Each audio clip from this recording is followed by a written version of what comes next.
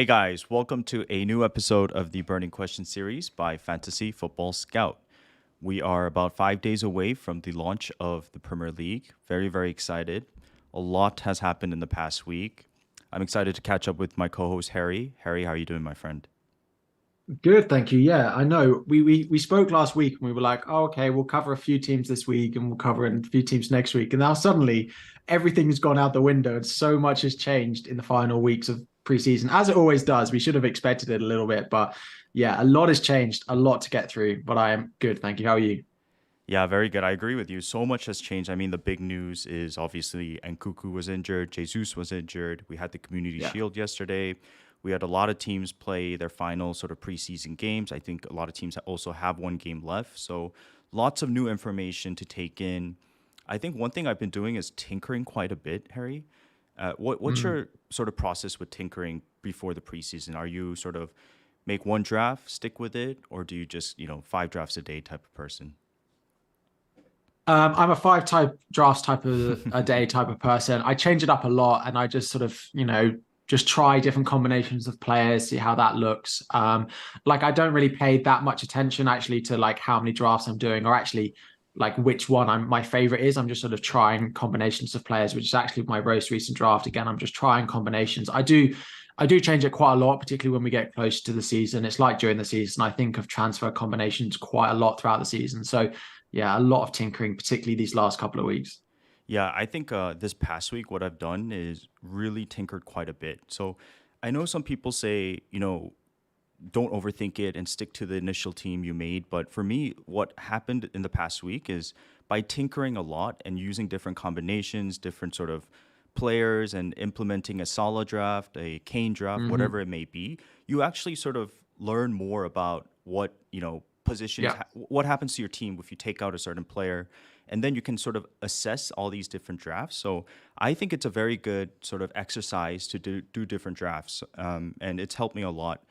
I've come to the conclusion that no Sala is the best route for me, but by doing these Sala drafts, I've also realized that Sala drafts are really good too. So excited to Yeah. see like all the different drafts that come up from this week. Yeah, I Also, agree. mhm, I put on Twitter a draft of Kane, Salah, and Haaland, and it is so much better than I actually thought it would be. Like you exactly. then have like three 6.5 mids, like João Pedro, who we'll talk about. Like you still have a Superman and Gabriel. Like the team is actually really good if you try and throw them all in. So it's more about that squad structure, as you say, when you try and do a lot of drafts, I think. Yeah, I mean, I highly recommend it, right? Like even if you think that like for example, off the top of my head, I thought that a Salah draft would mean that you're sacrificing Arsenal spots, Arsenal midfield spots, but you could still get Mhm. two Arsenal plus Gabriel and have Salah and a decent squad. You're not going to get to the likes of Watkins and other key players in the template, but Yeah. still, it's a very, very solid team. And we will get to a solid draft that we made in 5-10 minutes at the end. Yeah. Yesterday, the big news, Harry, was the Community Shield. And we were Yeah. just talking about it right before we started the episode, how you were saying that you got more confused from the Community Shield. So what's happened to your thinking after that game? Yeah, it just didn't really help me with anything. And I looked, there were players I wanted to know more on John Stones. I wanted to know more on, any of the 5 million City defenders. I wanted to know more on Foden. I wanted to know more on the Arsenal attack as well. And a 1-all draw with, yeah, it just didn't really answer anything for me. Foden, of course, didn't start. I still think he'll start Burnley, but it just puts enough doubt in my mind. De Bruyne is, of course, back. He was on the bench and came on, which is not great. I thought he'd be off longer, which was part of the reason I liked Foden. Stones was good, but wasn't that advanced, to be honest. He had a chance from a set piece from a corner, but that's not really why we're owning him. We're not owning him because we think he's good from corners. We're owning him because we suddenly think he's playing in midfield and he's going to get more attacking returns. Haaland played 60, hardly touched the ball and got taken off. And then you have the Arsenal side of it as well, where Martinelli started, Havertz played up front, and I apologize to anyone who doesn't appreciate my Havertz bashing, but as a Chelsea fan, I've watched this enough. And after the game, everyone goes, "Oh yeah, but that Havertz had two chances. He was in great positions." That is the whole point of why Chelsea sold Havertz: is that he gets to the right positions and then doesn't finish them. I just can't see Havertz playing up front being the right system for Arsenal. Like he needs to play in that sort of midfield role and give him the freedom to move because up front His touch isn't good enough. His hold-up play is not good enough. So I don't like him there. And if he plays up there, I think it makes Arsenal worse. I've currently Interesting. got Martinelli in my team, but of course he came off after 75 for Trossard. He did take some set pieces though, which was good to see. Yeah, yeah.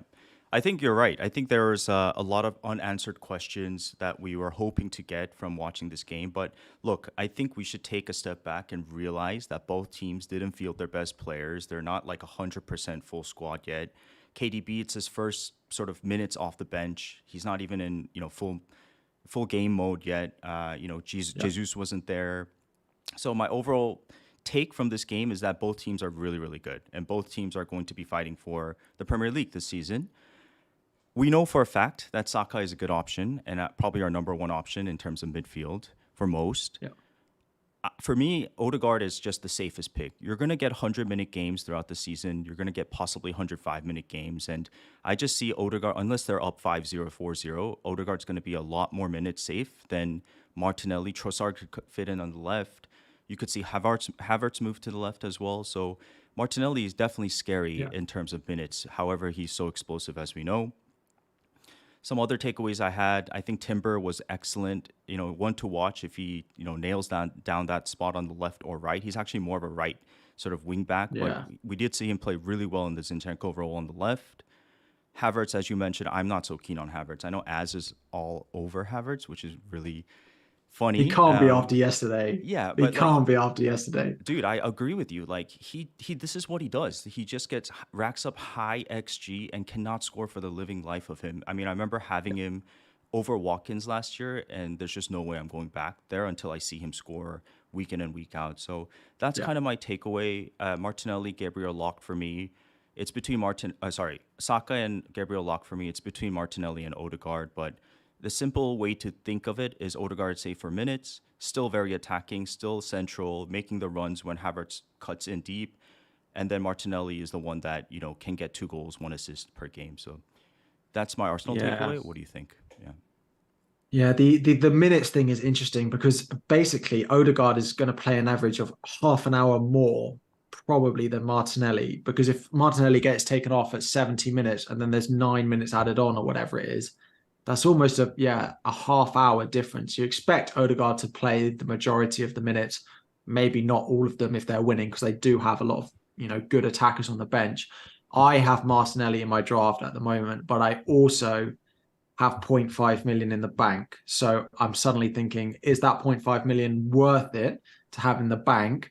Or is Odegaard worth 0.5 million more? So yeah, you like having 0.5 million in the bank. I like it, but I haven't found a draft until this one that has that for me. And now I'm suddenly thinking about spending it again. Very, very interesting. I've been listening to a lot of different sort of, high level managers' opinions about this throughout the week.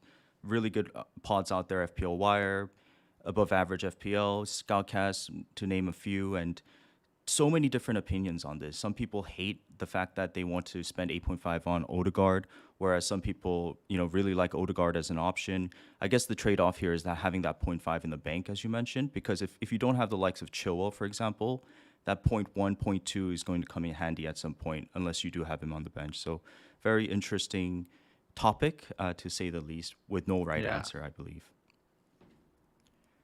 Man City, Cool. how about the Man City takeaway from this game?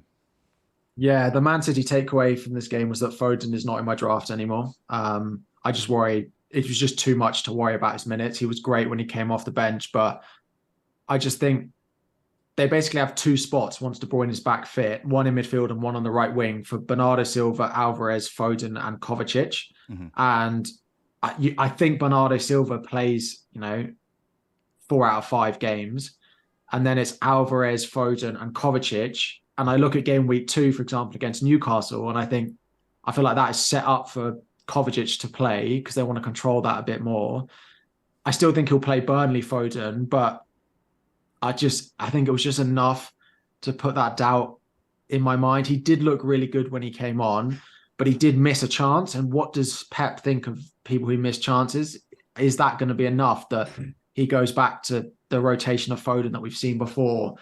He came out my draft, but I wasn't necessarily loving Martinelli either. So it could still be one of either of them, but he did come out of my draft at the end of that game. Well, actually, when I think the lineups came out and he wasn't starting. Yeah, I'm kind of with you, man. I had voted in my draft, and then that game was a reminder of the highs and lows, the heaven and hell type of experience you'll have with voted in your team.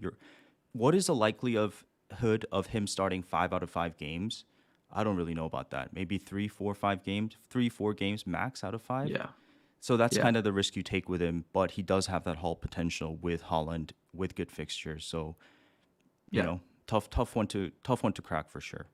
And finally, just quickly, what do you think about the defense, particularly of Man City? So John Stones was the one a lot of people looked at. He had a good chance, but it came from a corner. Like, we know that he can get chances from corners. That's not why suddenly everyone is owning him.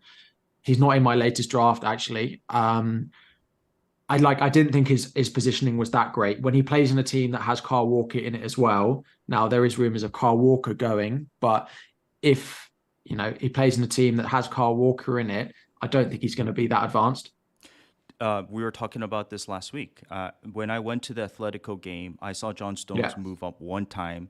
This game, Alvarez started. Alvarez started that game as well, and John Stones isn't as attacking as you think. It's Kyle Walker playing that right wing role yeah, when Mahrez is where Mahrez is supposed to be at this point in time. So I don't think John Stones. You should expect a lot of attacking output. You're going there solely for the clean sheets. You're going to Diaz solely for the clean sheet. So it's between him and Diaz for me in terms of minute safety. Who do you think is going to get more minutes?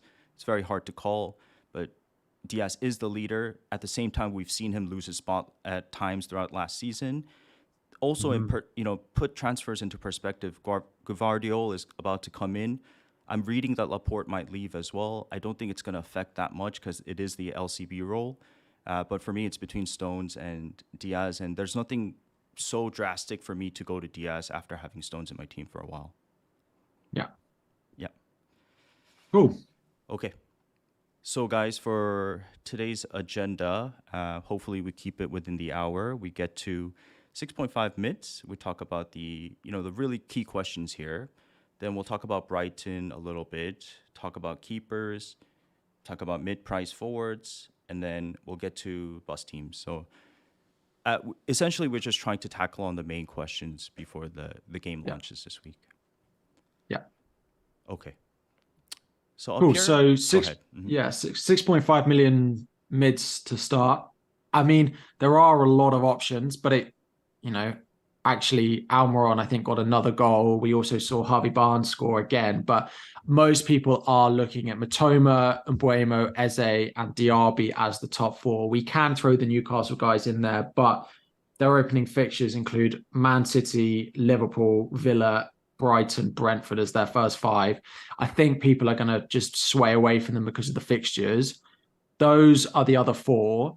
I have a preference of two of them in Mbuemo and Eze. As I was mentioning before we came on, it comes down to the routes to points that those two have over Diaby and over Matoma. When I'm picking a mid-priced option, I want to know that that player, if they have a quiet game, that doesn't completely rule them out of returns. Whereas Mbuemo and Eze were on most set pieces for their teams, on penalties, on corners, and stuff like that. We saw Eze pick up another assist. And Mbuemo does sound like he should be back for the start of the season. Of course, one to keep an eye on.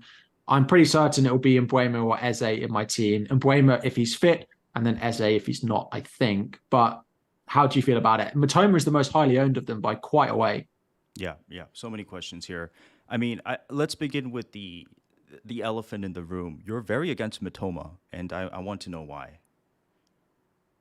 So, I mean, part of it is that route to points part, right? So the only way he's going to get a return is if he scores or assists during open play, which is great because he is really good from open play. But if he has a right back that comes up against him that understands him, as looked at him, which we have seen a couple of times, straight away it makes life very difficult for him. Plus, that Brighton attack can score goals from anywhere on the pitch, basically. Whereas you look at Palace, you look at Brentford, if they score, twice in a game, the chances are Mbuemo or Eze are gonna be involved in it. It's more just that high level involvement, the high goal involvement that I get from Mbeumo and Eze that I don't think I'm going to get from Mitoma. Spoiler, I also have a cheaper Brighton option in my draft who I actually think is better value than a Mitoma. I'm surprised Mitoma is 37% owned at the moment. I think it's a solid bet you're taking against because the key thing yesterday, for example, in the game, Mitoma had one really good chance in the first half, whereas Joe Pedro had like three chances to assist and score. So he is the central focus of the attack according to last game. But there is always the likes of Ferguson and Ciso in the background about to come on. So that's my worry with Pedro. But the point you made about how spread the goals are and how spread the assists are in terms of the Brighton team is a very good point. We think back to Man City, all of last year, all of the year before. Besides Holland, their goals are super spread out, especially before Holland. Their goals were super spread out. I remember doing an exercise during the Christmas period of the previous season where it was like Gundogan scored, Foden scored, Bernardo Silva scored, all these different, Mahrez scored, all these different players scored. So it's very spread out. And so the same thing's happening at Brighton. They're just so good in all aspects. Marsh can score at any point. Gross can score even, get an assist. Joao Pedro is in the fold. And if what's the new name? Kudus comes in, he's going to be in amongst the goals as well. So I do agree with you there. There is the narrative that Mitoma is sort of very predictable now with his ball dribbling ability, but the counter argument to that is he's just so damn good with it that it's going to be hard for him to stop. The one thing I don't like about Mitoma is how wide he plays at times, and so he's just more of an assist threat than a goal threat. So I do agree with you there. I think Mitoma is one you can take a bet against. Yeah. Yeah, a few people in the chat saying, João Pedro's a striker, Mitoma's a midfielder, but with, Nkunku being injured, with Jesus being injured, very few people are actually playing a 3-4-3 anymore. So most of us have that spare forward slot. And, a 3-4-3, if you go for it, the 4.5 million midfielders are much better probably than the 4.5 million forwards. You do have Obama at West Ham, and you're gambling on him getting minutes, which he should get minutes, but I don't think he should start. There are some midfielders who I prefer. Plus, like when game week 4 comes around and Brighton play Newcastle at home, Manchester United away, are you going to be happy with Mitoma in your team for them? Maybe the answer is yes, and maybe you're happy playing him, and maybe they, score 5 goals in the first 3 games, and you think Mitoma's great. I'll keep him for those 2 difficult fixtures. But if you own the likes of, Eze, if you own the likes of Mbeumo, they're more set and forget for me as well, that I can just own them for the first 8 game weeks and I don't need to worry too much about the fixtures. They have 1 or 2 difficult fixtures in there, but it's less like a block of difficult fixtures where I feel like I would need to sell Mitoma as well. So Yeah. I think it's going to be one of the things I take on at the start of the season. Cool. I think the last point I want to make about Mitoma is that, for example, if you don't go with Mitoma and you don't go with Mbeumo or Eze, and you decide to just go with Pedro, you could go 3-4-3 and have Watkins and Pedro up top. After 3 game weeks, you could change that Pedro spot into Nkunku very easily. It could be 1 transfer instead of 2. So that's the sort of FPL strategic gameplay here for me. But let's talk about Mbeumo a little bit. He had a slight knock. Seems like he's going to be fine. I've been growing on Mbeumo. I do think that he's minute safe, penalties. You could get to a draft with 4, 5, 6 penalty takers, and we take that for granted. So, as you mentioned, if the game's not working out for Brentford, you always have that opportunity to score a 92nd minute penalty, right? Yeah, I agree. If Mbeumo's fit, I'm pretty sure he's going to be the one that I start with. Spurs at home, who they don't look great defensively at the moment.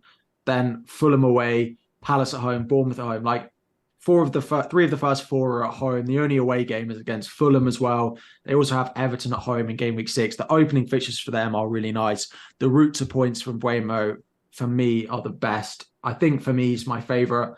I will have a little bit of FOMO going without Eze. I do think he's a good option, but Arsenal at home, Brentford away, Villa away in their first 5 is probably enough to put me off it, I think.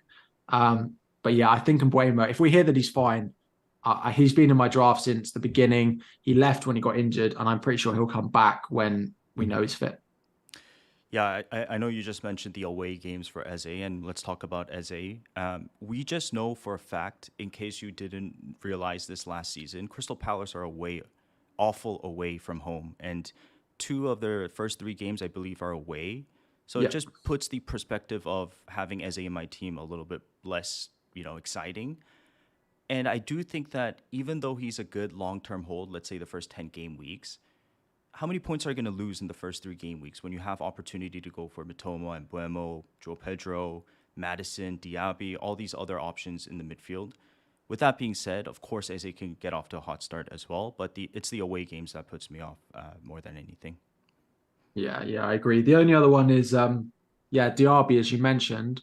The fixtures for them are mixed. People are going hot on Watkins, and if you've got Watkins, a lot of my thinking is I wouldn't go like double up on any of those. So I wouldn't go Matoma, João Pedro. I wouldn't go Watkins, Diaby. I don't trust any of them enough to double up on them. So if you are going Watkins, I probably wouldn't do both. Newcastle away, Burnley away, Liverpool away, but Villa are not bad away from home compared to how Crystal Palace are, for example. But again, I just probably prefer the other ones who have lots of routes to points. Yeah, my takeaway on Diaby, first of all, Aston Villa away from home are not bad as Crystal Palace, but also not great. But this preseason, they just look so good, and especially now that Unai is going to play a three back, you're just going to see Diaby play a lot more centrally, stick closer to Watkins. So that's kind of my thing to watch for the first 3 or 4 game weeks, because eventually there's going to be an opportunity to hop on him as a differential. And if he's really performing well with Watkins, Aston Villa is no team to mess with this season. So I'm No, I'm very excited about that team for sure. yeah, I agree. Cool. Okay. What should we do? Where Spurs. next? Uh, Let's go Brighton first. yeah, let's just finish up on Brighton. So we've spoken about Mitoma. João Pedro is probably the only thing that's left to talk about. Um, yeah, João Pedro. He on penalties, it seems like he took them when Pascal Gross was on the pitch.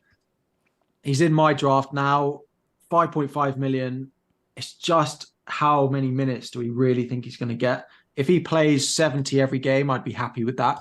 But, with Enciso waiting in the wings, with Ferguson and Welbeck wanting to go up front, I do worry a little bit about the minutes, but he has looked really good in preseason. He is on penalties as well.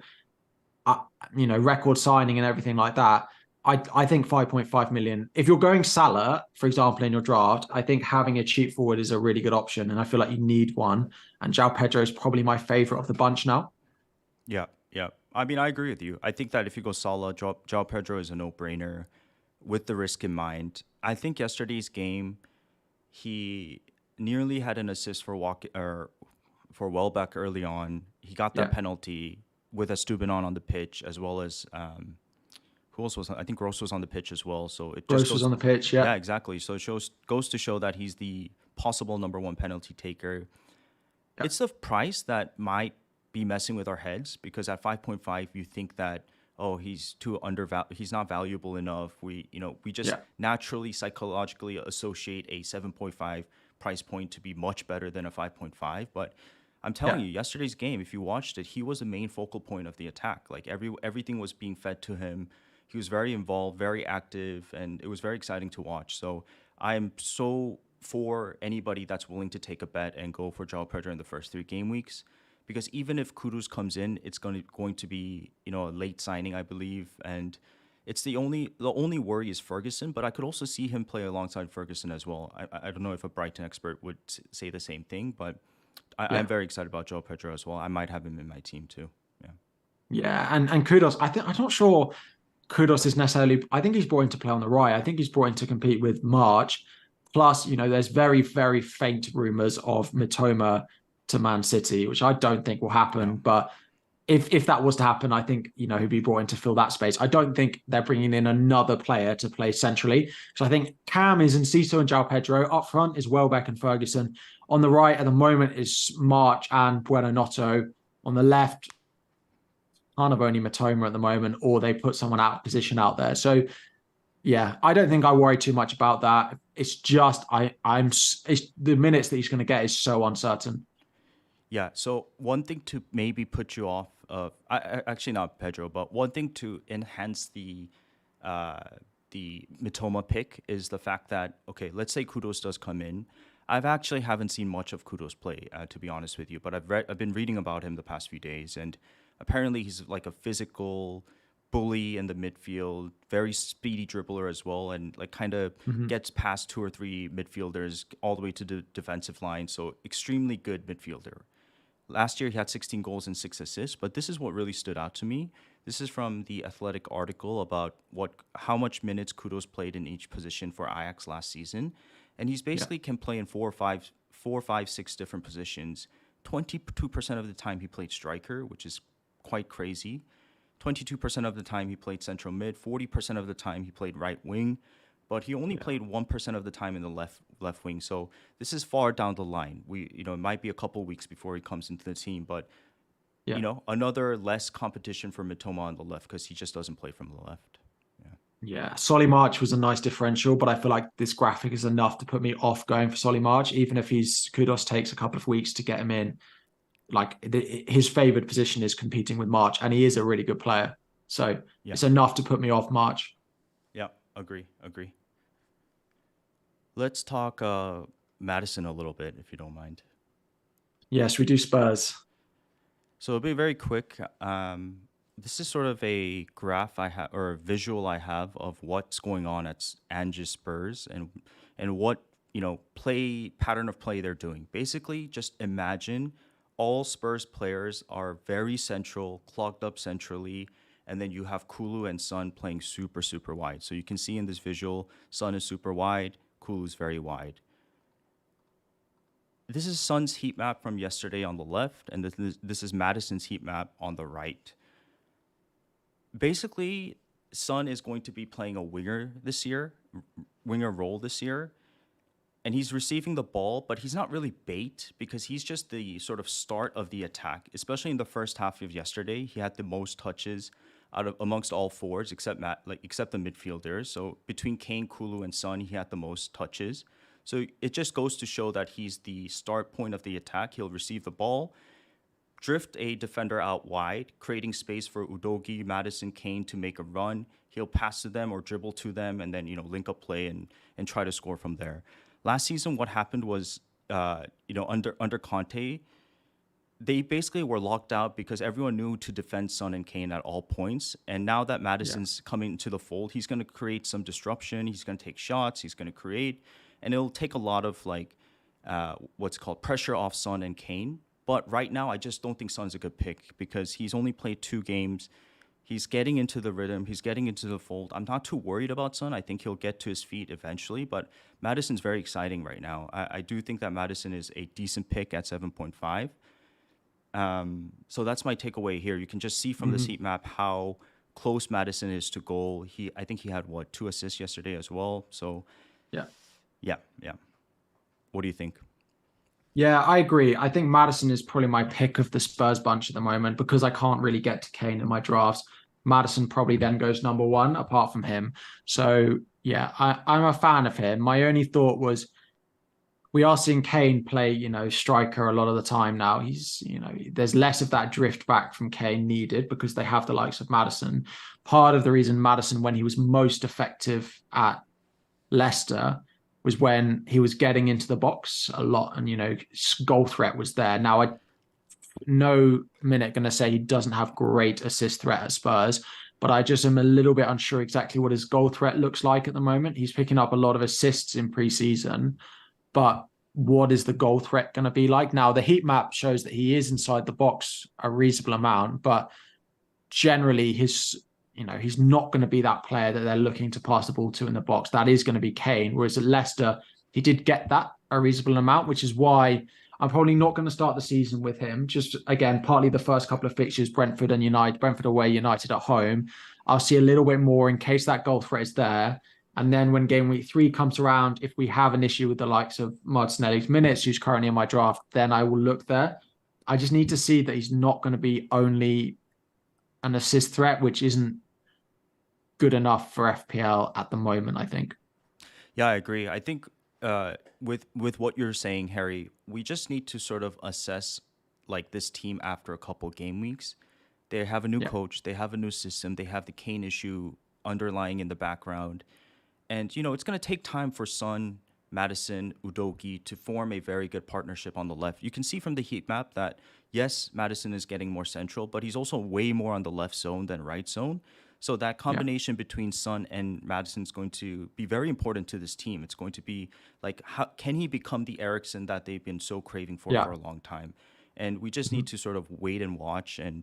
But at the same time, I do think that Maddison is my pick if you were to go for a Spurs player right now. Yeah, I agree. Definitely agree. Okay, cool. It's worth noting that I think Emerson Royale started their most recent preseason friendly. So it's probably enough to not pick Pedro Porro for anyone looking there as a differential. I would stay clear of that. Udogie played left back again. He does look really good. 4.5 million defender is probably the only other thing worth noting at Spurs. I don't expect them to keep that many clean sheets though, but he does look pretty good going forward. But it's enough, I think, to put me off. Yeah, yeah, I agree. I don't think I had Udogie in my team last week, if you remember, but I'm off him Yeah, now. Yeah, I'm just gonna wait yeah. on it. Guys, before we move on, I need to do a quick plug. It would mean the world for us if you would subscribe to the FF Scout channel, hit the like button for today's video. I know we seem like we're just discussing, but we do prepare well in advance for each episode, and we try to do our Yeah. best. Hopefully, we bring valuable content here on out, and also. Scout is having a big sale on memberships at this point in time, so please do sign up if you have the chance. So that was my quick plug. Man, I'm really bad at that. All good. All good. Where are we going next? Let's go to keepers. Yeah, keepers is interesting. And the big thing that's shaken up a lot of it is the potential move of Matt Turner from Arsenal to Nottingham Forest. It looks like it's had the green light from Fabrizio on Twitter. I think today he sort of gave the little tree tick emojis. Um, it's worth noting that people are, big on him. He does rotate nicely with Onana. He does rotate nicely with Johnson. He does rotate nicely with Pickford as well. Probably the top three keepers that people are generally picking in FPL at the moment are Onana, Johnson, and Pickford, and he slots in really nicely. We need the deal to be confirmed before the season starts because I can't actually have him in my draft at the moment because I have triple Arsenal. If they don't move Same. him in FPL before game week 1, I can't own him because I can't have a fourth Arsenal asset. They are also, still going in for Henderson. It's unlikely that that happens, early on in the transfer window. He also is still injured as well at the moment. So you might get up to game week 5 or even 7 with some of those rotations that you can see on screen now. It feels like a no-brainer if he goes to Forest as the 4.0 goalkeeper that we should be going with. I don't see any reason why anyone would pick anyone else. Areola is not getting minutes, it looks like, at West Ham. None of the other 4.0s are going. The only reason you may pick another one is if you go for your first and second choice at a certain club. So you go, the 4.5 at Everton and the 4.0 if you want the backup. But even then, I'd still probably go Matt Turner. I feel like he should be, if he gets to Forest and we don't know whether Henderson's going to sign, Henderson's also injured.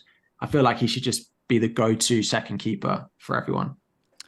Yeah, 100% agree with you. It'd be hilarious if he's not implemented as a NFO player by deadline, and we all are stuck with Areola in our team. But hopefully they do us right, and he becomes an option in FPL. Yeah. As you mentioned, Matt Turner is headed to Nottingham Forest. Henderson, Navas both left on loan.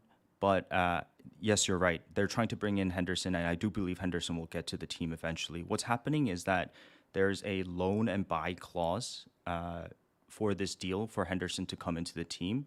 Basically, Mm-hmm. because Henderson's been injured since January, Nottingham Forest want to buy him or be forced to buy him after he plays 30 games, whereas United are saying he can only play 2 to 5 games and then you guys are forced to buy him. So that's kind of the clause they're agreeing on.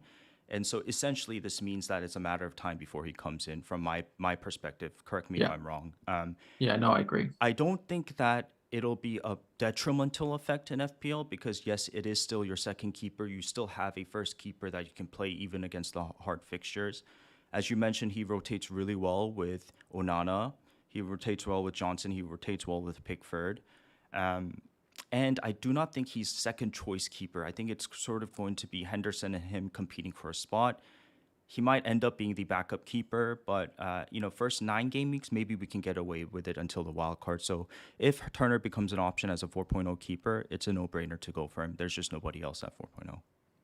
Yeah, yeah, I agree. I would probably say that I expect Henderson to be first choice when he comes in. I think he is a better keeper than Turner, but maybe if Turner plays the first 5 and looks really good, then maybe they change their mind. But in my mind, I'll have Turner as Nottingham Forest first choice until Henderson is fit and signed, and then I won't. But I think that's fine. So I suppose keepers in general, it does really feel like Onana, people with Ramsdale in their team. It looks like David Raya. It's not official yet, but it looks like David Raya will be at Arsenal. I personally think David Raya is a reasonable upgrade on Ramsdale. So I think there's enough in the Arsenal defense to put me off going for Ramsdale when you could own Gabriel or Saliba for the same price, And is where I sit. rotation risk once Raya comes in. It's like, who's Exactly. going to start? Yeah. Well, exactly. There could be a point. Edison at 5.5, just to cover the other ones that people might be considering first. I don't really want to talk about the pain that Edison has caused us all. Like, I understand that it's a way into that City defense and into their clean sheets, but it is still just such a hard no for me. I don't see any of the 5.5 keepers being worth 5.5 million to start the season. When they have extra fixtures like double game weeks towards the end of the season, then maybe we reconsider them. But when they play once a week and they get 6 or 2 points, I just cannot own a 5.5 million keeper like at all, which rules out Edison, Allison, and then Nick Pope as well. There are a couple which I think are worth mentioning that are going under the radar. Martinez at Aston Villa, I think, is the first one. He is 5 million, which is the only thing, but they are looking very good again, and they look good defensively as they have done. Their opening fixtures are okay, which is probably what is putting enough people off. If one of those Newcastle away, Liverpool away in their first 5 was a green fixture instead, I think his ownership would be much, much higher. They do look good defensively. We're not 100% certain who's actually going to play in defense for them for the start of the season, because they have a lot of options. Plus, Moreno will come back and take one of them. So I quite like Martinez as an option. I probably won't go there as a differential, but I don't think he's getting as much of a look in as maybe he should. Maybe it's the 5 million price tag and being the same as Onana, but yeah, I think the Villa defense is a solid one, and there might be times this season where we want to own him. Yeah, but it's a combination of being a solid team plus the fixtures, and it's the fixtures that fail that part in terms of Villa. So I don't think I'll go there now, but maybe in due time, Mings becomes an option, Konza becomes an option, and Martinez becomes an option. There's a question about Steele. Here's my issue with Steele. Yesterday, he basically let in an own goal. He had a howler in the first half. So it just puts me off him a little bit. This might just because I watched this game. He did come off after 45 minutes. So what's going on here with Steele? Maybe it's just preseason, warm up. But he had a howler, so I'm not sure how safe it is in terms of minutes and starts with Steele. So yeah. And Verbruggen's taken the number 1 shirt as well. Now that might be just because Steele likes his number and he doesn't want to change it. But giving the new keeper the number 1 shirt, just again, is enough to put me off going with Steele at 4.5. I think the 3 that we're going to talk about, Onana, Johnson, and Pickford, for me, are the 3 best keepers that we should be considering. Yeah, agree. So you are on Onana. I was on Onana last week. Now I'm on Flecken, and who knows where I'll be Flecken. on Friday. Yeah. Flecken, another one. Yeah. Another one who said, a wobbly start to pre. Sorry. Take your time. Another one who's had a wobbly start to preseason. I'm all out on our goal. Yeah, let's see where I land. But I just liked his fixtures. I think from game weeks 2 to 5, Brentford's fixtures are really solid. So that's kind of where. Yeah, I agree. Mm-hmm. I'm too concerned about the performances we've seen from him in preseason. Yeah. Okay. So yeah, on this graph, basically, it's showing Turner at the top, as well as United, Crystal Palace, and Everton right below. So, the short summary of this is that Onana rotates really well with Turner twice, game weeks 2 and 5. Johnston rotates really well 4 times, 2, 5, 7, 9. And Pickford rotates decently 3 times, 2, 5, and 9. This is my opinion on what fixtures are tough, but if you assess it, you have Johnson for a reason with Turner because he rotates the most. the flip side of this argument, Harry, is how risky is it to go with this sort of like rotating keeper situation that a lot of managers are put off by? I mean, it is. I suppose the thing with this one is if you actually look at the fixtures that you're then benching, is the issue with rotating keepers is the weeks that you get two decent fixtures, you naturally are going to pick the wrong one. Hmm. Whereas this one, the fixtures you're benching are hard fixtures. Like for Palace, you're benching Arsenal, Villa, and United, two of those being away, like two of those that if you had a defender, you wouldn't play them. Naturally, I don't love rotating keepers, but if there is a 4.0 staring me in the face, I'm going to pick them over one who's not going to play. It does appeal a little bit for some of the Palace ones. I am on Johnson at the moment. They had the fourth best expected goals conceded last season of any team, only behind City, Arsenal, and Newcastle. Plus, they've signed, I think, Jefferson Lerma, so they are strengthening in that midfield area as well. I am pretty sure that I'm not going to start the season with Onana, and I don't fancy Pickford. So with Turner looking like he is moving, I do think Johnson and Turner are going to be my two goalkeepers for game week 1. I understand with Onana that people are, they're like, oh, he's going to make a lot of passes, he's going to get a lot of bonus points, but they're forgetting that he's playing in a team who are likely to score 2 or 3 goals in a game. Plus, you do have defenders who can get attacking returns like Luke Shaw. So if they, win 2 or 3-0, yes, his baseline bonus points might be high, but there are going to be a handful of other players fighting for those bonus points as well that I don't think is as straightforward as Onana at Manchester United is going to get bonus points. And I'm not actually that certain on how many clean sheets they're going to keep. I look at their fixtures and I think, yes, they could keep 2 in the first 3 with Wolves at home, Forest at home. But then they could keep 2 in the first 6 as well. When you move, the next ones are Arsenal away, Brighton and Burnley away. The first 3 look great, which is why I think he's really popular. But long term, I don't think he's worth 5 million, to be honest. Yes. I think he's okay, but I think I prefer Johnson, especially now that we have a 4.0 in Turner as well. Yeah. I mean, you make some great points about Onana. I might end up there by Friday. I think what entices me about Onana is the fact that he has the 10-pointer in him, the 9-10-pointer in him, where let's say he does get all the bonus and a clean sheet. You just know he's going to rack up a ton of bonus. But on the flip side to that, I've been trying to dive into like how he's actually going to get bonus. And we just don't know yet because as you mentioned, Shaw might be getting a ton more touches, ton more passes, and it might take away from his bonus potential, or it might be one of the attacking forwards that just nicks 1 goal and then he takes 3 bonus. So it's a little bit of a question mark for me, but it's the fixtures that play really well for Onana. And as you mentioned, when they do push up high and they get attacked on the counter, I could see many goals go in for United. It's not like they're a defensively solidified team yet. They're getting there, right? Ten Hag is taking the right steps. It's only his 2nd season.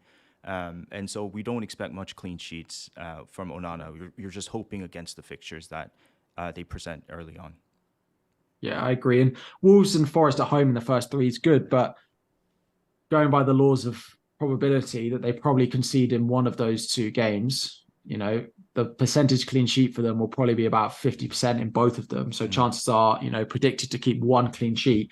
And the ones around them, Spurs away, Arsenal away, I wouldn't expect a clean sheet in those either. So, yeah, I think one of the things I'm taking on at the start of the season is Matoma.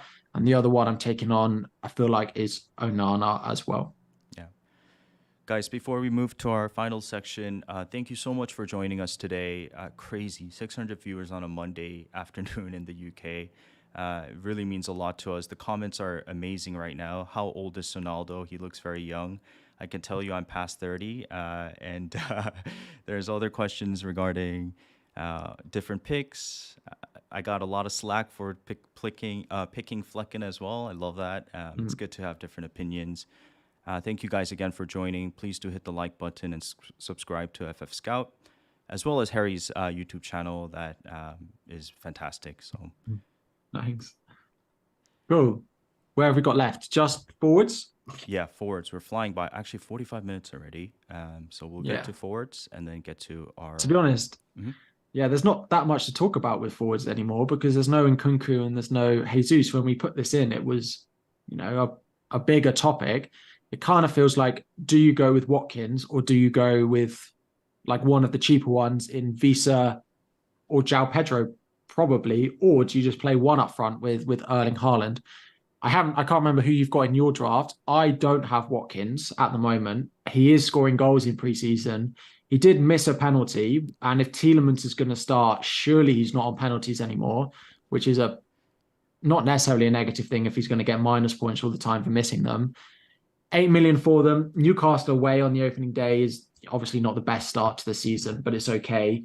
I just think, Newcastle away, Burnley away, Liverpool away, and Everton, and suddenly everyone's like picking Jordan Pickford, thinking that Everton's a great defense. So are you picking Watkins to target Everton, or are you picking Pickford because they're suddenly a good defense? I feel like there's a lot of people are just picking the narrative that they want. And so I'm planning on taking him on with João Pedro at the start of the season at 5.5 million. Mm-hmm. I suppose the other thing is the Liverpool forwards as well, but I'm just too worried about rotation. So what's your main thing about going against Watkins? So my main thing is I think that I can get an equal level of returns from João Pedro over the first 3 game weeks that I can get from Ollie Watkins, is my main thinking. And then when we get onto my draft, I have Nkunku in my draft ready for when Brighton then go Newcastle United and Chelsea go, like they have Luton, Forest, Bournemouth, and it just makes the perfect switch because Nkunku plus João Pedro is only 0.5 million more expensive than Ollie Watkins and Ubama. And I feel like it makes a lot of sense if we get, confirmation that we're going to see Nkunku back by game week 3 or 4 or so. I think it makes sense to do it. The only concern for me is then I get to game week 4 or 5, and if I'm not going to play João Pedro, I've got a million sat on the bench with him. That is the only concern I have with it. Yeah, I we're gonna get to your draft, and it's very interesting because your bench is so deep, so strong, and there's that saying in life, in FPL, whatever it may be, of oh look, Harry's playing chess, not checkers, and that's sort of the feeling I got from looking at your team. But maybe you're playing way too ahead, So that's my only concern. You have a lot of money on the bench. You have a lot of talent on the bench that maybe might be better put to use on the field itself. So, so that's my takeaway there. I think Watkins is just a no-brainer pick for me. I was absolutely pained by him last season, but this season I plan on not doing the same thing. There's a thread by Philip Novak, 11 Philip Novak, shout out 11 Philip Novak on Twitter, where he writes a really good thread about him performing against the strong teams and him performing against the weak teams last season. And the gist of it all is that, Watkins will perform no matter what, right? Yeah. But he especially played well against Newcastle in the 6 teams. In the 6 top teams he's played against, and Newcastle is that first fixture against Watkins. Yeah. So maybe there's some, gist here or juice here for him to do well in that first game. But I think Watkins is the no-brainer pick to go 90 minutes, 100 minutes, let's call it. Penalties, talisman, Diaby running behind him, Emery stepping up this team. They look good in preseason. I mean, what's not to like there? So that's my go-to forward for now. Yeah, no, I do like Watkins. It's probably one of those decisions that I take to the deadline of Watkins versus João Pedro and Nkunku. People in the chat are saying, well, why don't I just start with Jackson at 7 million over Nkunku and have the player that's fit? What the reason for it is I think Jackson is a great option when Nkunku is also fit, because at the moment we're going to be playing Jackson up front, Mudryk on the left, probably Sterling on the right, and then Chukwuemeka or Gallagher in at cam, which just doesn't fill me with much confidence that Jackson is going to get the service. When Jackson plays in the out front with Nkunku behind him, I think Jackson at 7 million is great, but I worry about us going forward without Nkunku in the team. So I basically want Nkunku as my option, and I'm happy to have João Pedro to cover Brighton for the first 3 is my thinking. I just, as Watkins gets more and more popular, I think he's up to he's the most highly owned forward, I think, apart from Haaland in the game now. 21% of teams. Do I want to bet against that? We'll see.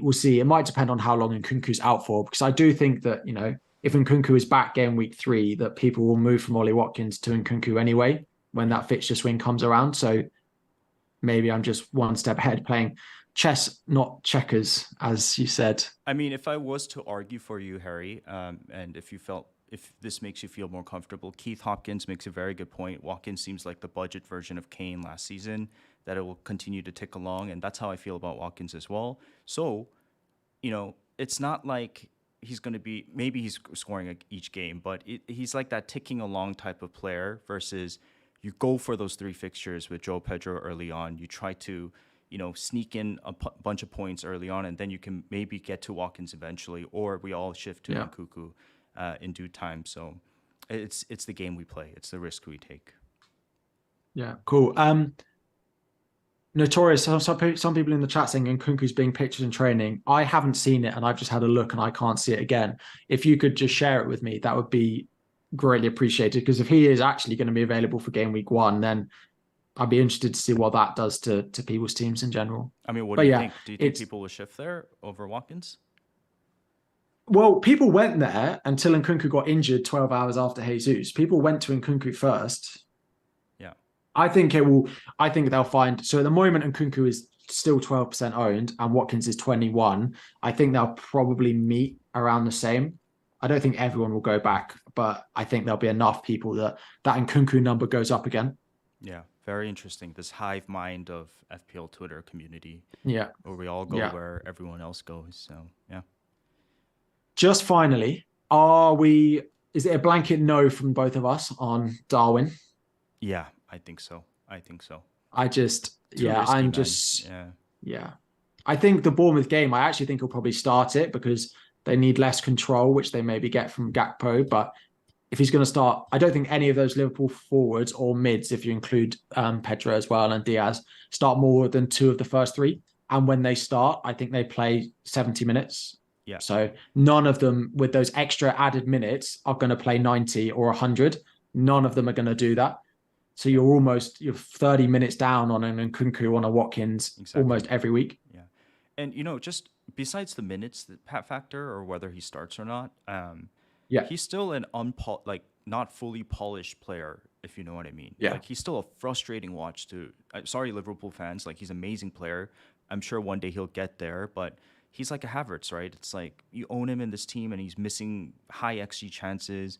He gets a lot of chances, is unable to convert. So that's just also a fact for me where we always talk about how explosive he is, but how many times has he actually delivered being explosive, right? How many games have we seen him have a hat trick or two goals or 10-pointer, 15-pointer? I guarantee within 5 fingers, right? So I'm just not there yet with him being an exceptional FPL pick, but I do think he's a interesting, potentially rewarding FPL pick for sure. Yeah. Cool. Okay, let's go to bus teams. Drafts. Yeah. Oh, drafts. Sorry. Yeah. So we want to. Yeah. Yeah. You go on. So what we have here is 2 Salah drafts. The one on the left is probably a more template Salah draft, and then the one on the right is more interesting Salah draft where you can still afford 2 Arsenal midfielders. So a Salah draft is still very strong. I think the key questions here, honestly, is going against one of Rashford or Bruno, one of Arsenal mid, and possibly, most mainly against Watkins or Nkunku up top. So that's the only trade-off here. I mean, maybe your first bench option's kind of weak. You still have Gabriel, you still have Estupiñán, you still have Chilwell or John Stones. You can get either one of them. So I don't think it's so bad. I think it's actually a very decent strategy to go with Salah. And again, you just maximize. I mean, not maximize, but you go for it in game week 2. You commit to it. You don't waver from it, and you just can get a explosive 30, 20-pointer from Salah game week 2. So that's the argument for a Salah draft. What do you think? Yeah, the draft's nice. I suppose the only thing with this is you are banking on João Pedro working long term, because if João Pedro doesn't work long term, it is an issue if you don't have a bench, which these drafts don't, and you are relying on that working out for you. That's my only concern with it. Plus, I do think the Arsenal and United mids are such good value, but the 2 6.5s isn't such a problem either. The issue with the second one is you've gone Fernandes over Rashford, and I do think Rashford is worth the 0.5 over over Fernandes the more I watch it. Højlund not being there for the start of the season. People are like, Rashford isn't as good playing up front. And I agree. But I think Rashford is best when he actually plays two positions in one game because it is so much harder for defenders to know what's going to come when he swaps position halfway through the match. And so if Højlund's not there, he plays up front for a little bit and then on the left for half the game as well. Two different defenders unable to deal with him, I think is actually when he's most effective, is when he moves halfway through the game. And I think he'll do that again a lot this season. So I think Rashford is definitely worth it, which is why I'd probably go with the 6.5 million mid version if I was going to do it, which I don't think I am. I think the reason I'm not going to go to the Salah draft is one of the things that we need to play in our minds is if this game week 2 backfires, right? So what I mean by this is, let's say Salah doesn't do as well as we expect against Bournemouth, and Haaland somehow does really well, or not somehow, but potentially does really well in game week 2. That's a detrimental situation for anybody with Salah draft. I mean, we talk about you can get to anybody from Salah, but the same thing could be said from any 8.5, 9.0 midfielder. You can get to anybody below them as well. So Yeah. you're betting a lot on game week 2. It can either be amazing and you start off the season with a high explosive game week 2 captain return, or it can backfire drastically and then you're playing catch up for foreseeable future. And again, FPL is a marathon, not a sprint, so that just puts me off taking such a big risk early on. I say this, and we come back to it, and maybe Salah has a hat trick game week 2. So yeah. Yeah. Yeah. And I think Salah will punish us game week 2. But I just think if I look at the first four, I think, and you compare it to the first four with, Arsenal or Manchester United, who are the mids that we're going for instead, I think the value is much better. And you're only going to captain, Salah in one of the first 6 pretty much. So yeah, I'm made my bed and I'm going to lie in it. Cool. Okay. With that being said, we get to Harry's team. Harry, do you want to read it out for the podcast listeners? Yes. So in goal, we've got Johnston. At the moment, the backup keeper is Areola, but it will be Turner if he signs. Estupinan, Gabriel, Chilwell, and actually at the moment it's Mings in this screenshot, which I use the 0.5. So this team has no money in the bank. With Kabore, midfield is Rashford, Eze, Fernandes, Saka, Martinelli. Up front is Haaland and João Pedro with Nkunku first on my bench. So yeah, I don't have John Stones anymore in my draft. I like Estupinan, Gabriel, and Chilwell. And if I have Stones as well, and I'm playing 3 of the 4 every week, I just feel like I'm benching such a good asset every week that I just need to make a call and not own one of them, which is what I've done here. They do rotate quite nicely for the first 3 or 4, and then you get to a point where they all have good fixtures every week, and you are having to make a call on benching one, which I don't particularly love. Midfield, Rashford is pretty certain I'm going to start with him. Saka as well. The 6.5 million mid, I feel like should be in everyone's draft. I've gone with Eze, but it'll be in Buemo if we know he's fit. Fernandes and Martinelli, their places are up for grabs. I think I'll start with Fernandes, but Mount does get further forward than Eriksen or Fred ever did. We saw it in the most recent preseason friendlies. Fernandes does look great. He's on set pieces as well, but Mount isn't good for Fernandes as an FPL asset. Fernandes is a great FPL asset, whether he's got Mount or not, but I think he's less good with Mount in the team.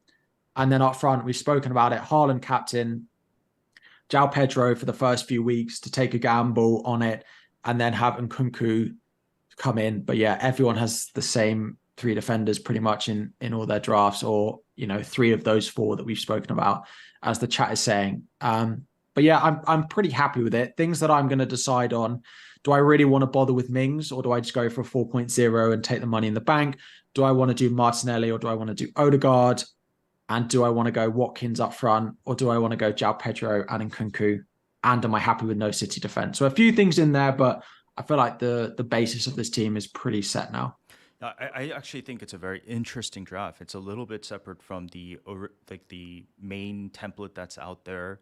A couple things you mentioned: Mount over Bruno Fernandes. Personally, my opinion is you stick with Fernandes unless you're fully convinced Mount is a better option. It's just that, we can't really determine that right now. So why go away from a Bruno Fernandes pick? Yes, he's playing deeper, but he's still Bruno Fernandes. Interesting thing is you have Chilwell and Nkunku. Obviously, you're taking a bet on Chelsea sort of picking up steam early on, and hopefully by Luton game week 3, you have 2 in place. Maybe you can go for that third Reece James or whoever it may be, Jackson. Yeah.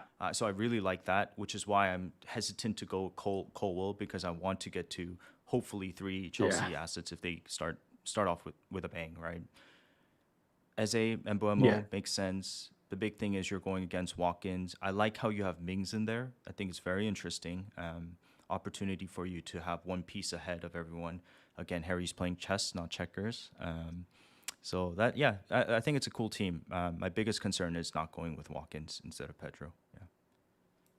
As a question back to you then, how much do you think Watkins, if I look at, let's say we go the first 3, because by then I think I'll be competing in Nkunku with Watkins.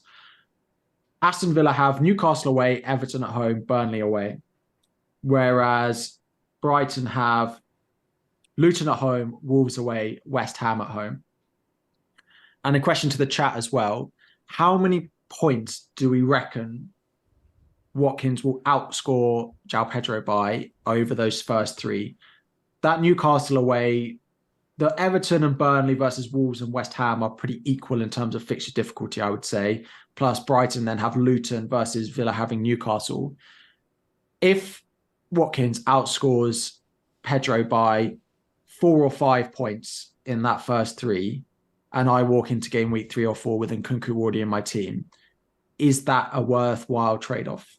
That's my thinking. I don't think he'll necessarily match him, but can I get,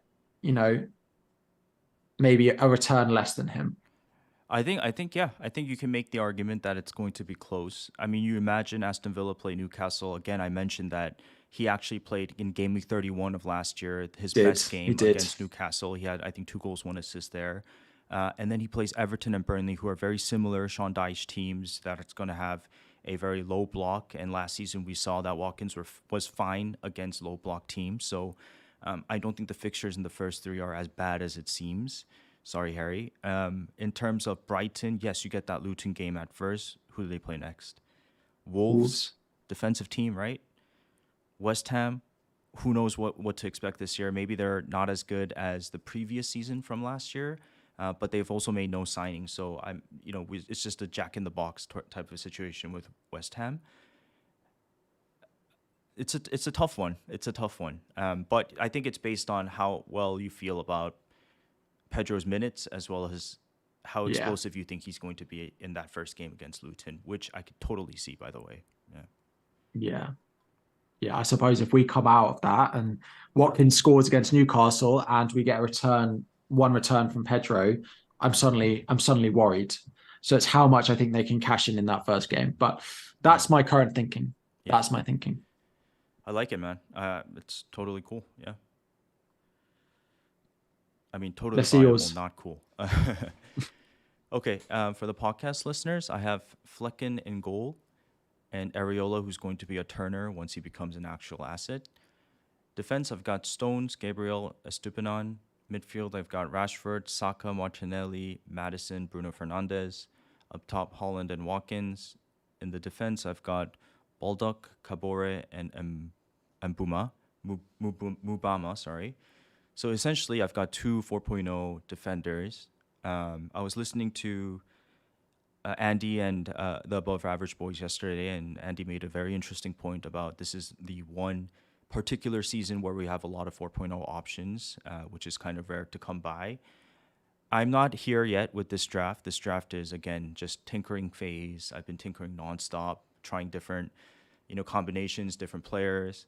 I think Maddison was very enticing yesterday, but I'm not sure if I'll end up there because this draft is 0.0 in the bank, not much flexibility. And so I would rather have a Mbeumo instead of Maddison, and then maybe upgrade Flecken to Onana or upgrade Baldock to a 4.5, have a little bit safety on the bench, and then have 0.5 in the bank for when I need to get to Chilwell in game week 3, because I foresee myself possibly not having money to get to Chilwell from Stones in game week 3.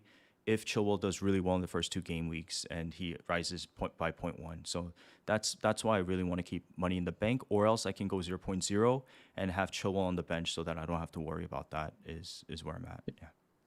Yeah. My only thought, I don't see a reason not to start with a 6.5 million mid. One of them, at least Yeah. one of them, I think is going to start well. And you may as well save the million minimum that you have. And then like the upgrades that you can do with this are pretty straightforward. The only thing I ask is Bulldog. And I don't know the answer to this about how reliable he's going to be. Now, Bogle is currently flagged, who was Yes. the person who was, of course, the rotation risk with him.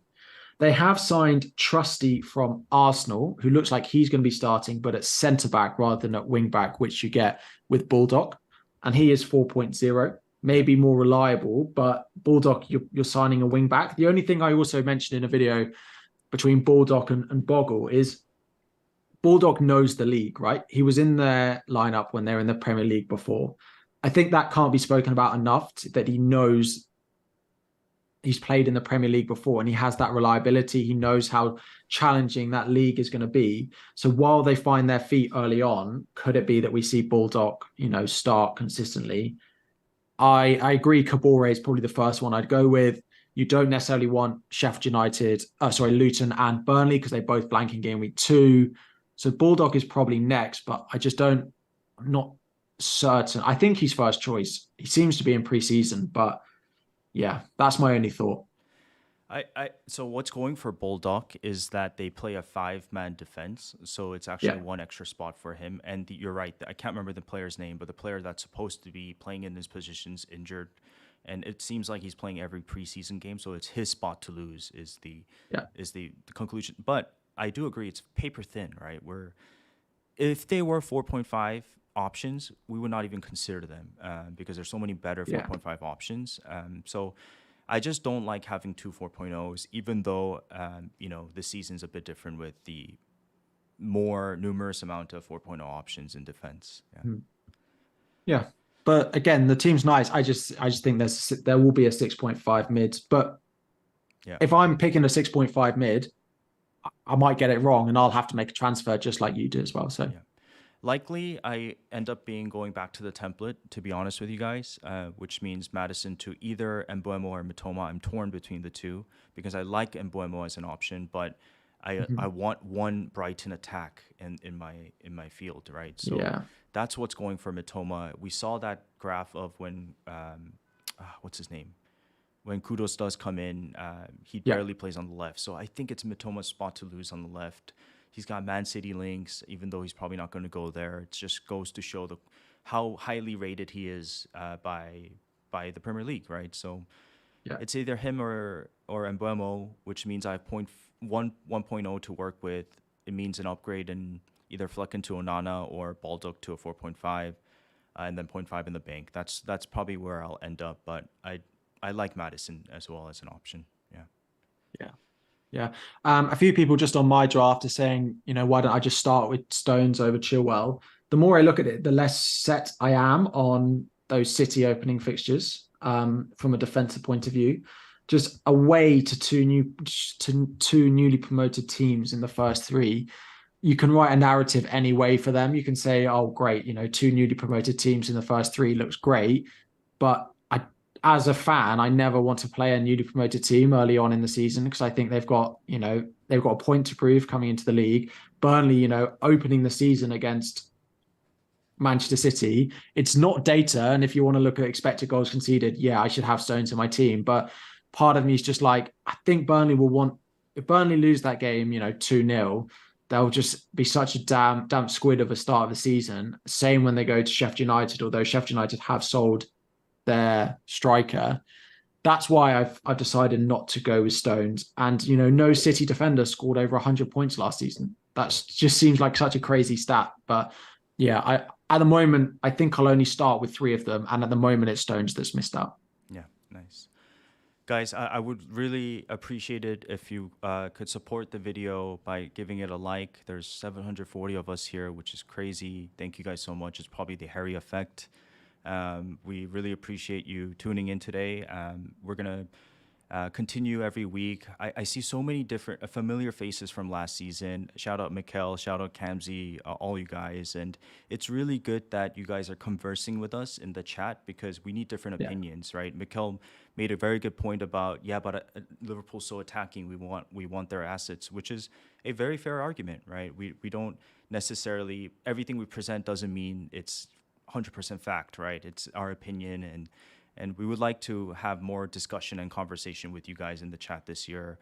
It is very Yeah. hard to keep track of the stream as well as the chat at times, so apologies if I miss some of your comments, but we'll try to discuss all the points you guys mentioned in the chat. So again, thank you guys for tuning in. Let's do maybe a couple of questions before we end the stream today, Harry. Sure. So one, I actually don't think we've mentioned who, if you're picking a 4.5 million defender, who would you be picking in your draft? I don't think we mentioned 4.5, so an interesting one to talk about. For me, Why don't you list out the usual suspects yeah. first? So I suppose you've got you've got the Aston Villa defense, you've got Levi Colwill, you've got Udogie at Spurs, you've got the Brentford guys, and then you've probably got Botman. Am I missing? And then you've got Crystal Palace as well. Are probably the teams that people are looking at the moment. If I had to pick one, I mean, I've actually don't love a lot of them. I've actually gone off having any 4.5 million in my team because I'm not that much of a fan of them all. Colwill on paper is probably my favorite, but when time comes, you'll want Chilwell, and if you have Colwill, I feel like you'll feel like you're missing out. So I probably go to one of the Brentford guys because of how good their opening fixtures are. Yeah, very interesting. Henry, I would assume. Probably Henry. Yeah. I like Pinnock's data in theory is better, but I still prefer the fullback. How about you? I like Henry. I like Colwill. The only fact about Colwill is he might lock you out from the Nkuku, Jackson, James, Chilwell Yeah. combination there. So I probably end up not going there. I think Botman is a fine pick. He's just such a reliable pick, and Newcastle defense top 5 in the league, right? But I'm Yeah. very still enticed by Udogie. I don't have him in my team right now, but game week 3 rolls around. You know, he might be a very decent option to have as a 12th man in your team. So that's where I'm at. I haven't really thought too much about it yet, but I'm sure I'll get there by Friday. Cool. The only other one is Calvert-Lewin. A few people talking about him in the chat. Of course, scored again at the weekend, is back. But I think the press conference, I think we've heard Dyche say that he's not ready to start yet. Yeah. So it's enough to go with João Pedro over him, I think. Yeah. Dixie asks about Son. I did give my opinion early on when we talked about Spurs. So if you go back to that. Maddison over Son, basically. Essentially, yep. For now. Cool. Okay. Hour 13 minutes. Very nice. This time next week, we'll be reviewing a game week, which is finally very exciting. Yeah, FPL is back. FPL is truly back, Harry. Can't wait. Looking forward to the season. Yeah. Okay, guys. Thank you so much for tuning in today. Really, really appreciate it. Do hit the like button one more time. And do subscribe to FFScout. Memberships are on a massive discount right now. This is the last week to get that discount. So do check it out. These are my plugs for today. And we will see you after Game Week 1 next week, Monday.